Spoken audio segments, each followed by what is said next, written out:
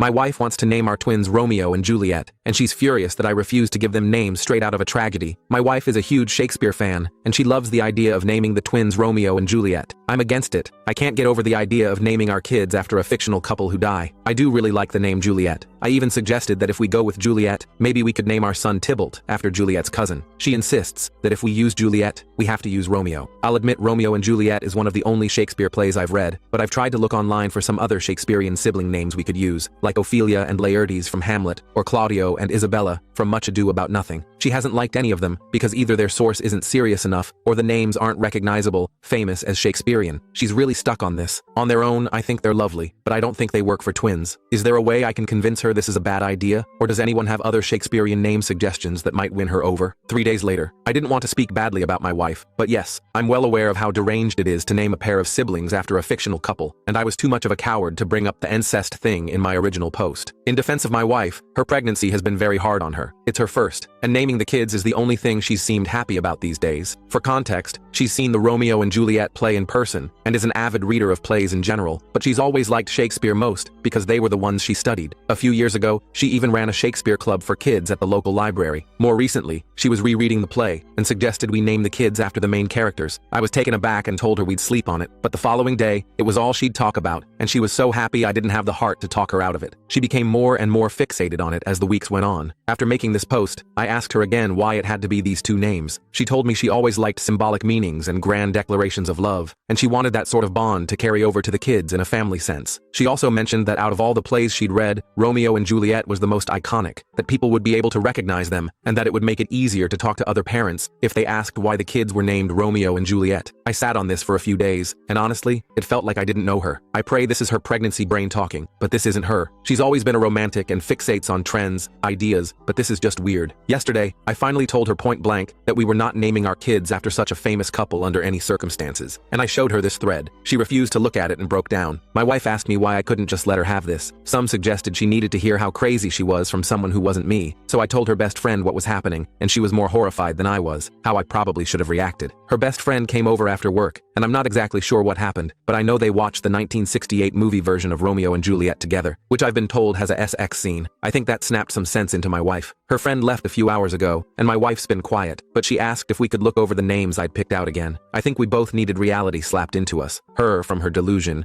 and me from my apparent lack of common sense. She's still dead set on something Shakespeare, theater-related, and somewhat matching, but now that her head is clearer, I hope we can pick something better. From the quick read of the comments I showed her, she did like the name Sebastian, but she's on the fence about Viola. I'll let her off the hook for now since she's so sick, but once we're back to normal life, I'm not letting her forget this happened.